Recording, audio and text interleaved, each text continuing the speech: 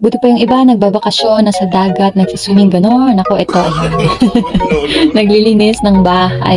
Ang daming gawain, and syempre, alaga ng anak. So, ayun nga, pagka umaga, ayun, nagluto muna ako ng aming almusalin. Ayan, waffle. And afternoon nga, ayan, inayos ko na rin, or hinarap ko na nga rin yung mga pagkatambak-tambak kong mga tupiin. And ayan, yung mga bata habang naglalaro. And naglalaro-laro nga lang sila, kaya hindi ko na rin sila kasi masyadong pinanonood ng TV dahil aaral na nga si kuya. So, yan, more on playtime lang sila. Pag weekends, yun, bibigyan ko naman sila ng chance na manood, or pag talagang super busy ako and super kulit nila, yan, pinanonood ko naman sila ng TV paminsan-minsan. So, ayan, naisip ko nga ilabas tong mini tent nila kasi yan nga, para laro-laro sila. So, ayun, madali lang naman tong buuhin, and yan, hindi naman siya masyadong spacious na sa bahay. Para makapagtupi din ako, and yun yung matapos ko yung mga dapat kong gawin, mga gawaing bahay na dapat kong tapusin.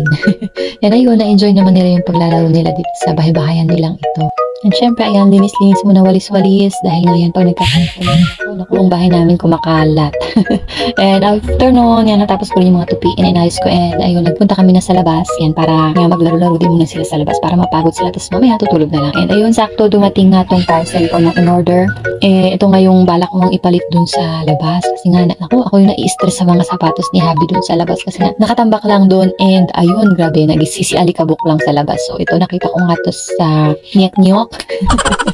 So, ayun, may cover siya, and madali lang din siya i-assemble, and ayun nga, marami din namang mga good reviews na about dito, and ayan, tinulungan nga ako ng aking mga anak. Ayan, opo, tumulong naman sila mag-assemble, lalo na si kuya, ayan, madali naman ng utusan si kuya, and tumutulong-tulong naman na siya. And ayun, si Aling Shaneng, ayan, syempre, nanggugulo-gulo lang muna siya.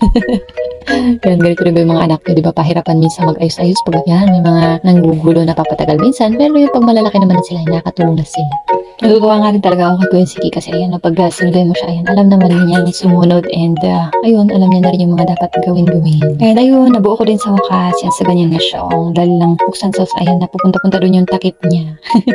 So yun, pwede rin nga patungan daw dyan. So ayun, inayos ko na nga tong mga tambak dito sa labas. Ayun, na-stress talaga ako dito, kinawork-wearan ko na nga lang ng plastic, pero ayun, pinapasok pa nga din siya ng alikabok.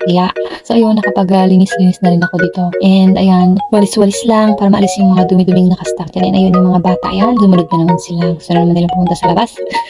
Ayan, so yan, hinayaan ko lang sila lumabas, and maglaro-laro nga dito sa labas habang nag-aayos-ayos na naman ako dito. So ayan, ganyan-ganyan lang, inargay sila yung mga shoes, yung ibang super dumi na shoes ni Habi is yun, lalabahan ko nga para bago i-stock na naman dito, ayan, malinis-linis at para magamit niya. Ako naman talaga, ayan, before the effort na naman tayo paglalaban ng mga shoes na ang dudumi. And ayun, yung plastic na pinambalot ko is nilagay ko na lang din dito para ayan, medyo hindi siya mag-alikabok yan ng sobra din, and pag umuulan para hindi mapasukan ng tubig dyan. So yun lang, ganyan, lilinisin ko na lang din ulit tong stante na black na ito para naitago. So baka kasi magamit pa siya just in case. Yan, so ganyan na siya, diba, mas maayos na yung mga lagayan ng shoes dito, hindi na ako ma-stress. Tapos ayun, naglipat na rin ako ng unting halaman, or yung oregano nga, magre-replant ako ng oregano. So after noon ay napagod na yung mga bata, yan, nakatulog na rin sila. And after noon, ako naman ay nagluto ng aking meriendahin. So ayan, nagluto ako ng ramen and gyoza. So yan ang aking merienda for today. So ayun lang po, maraming salamat.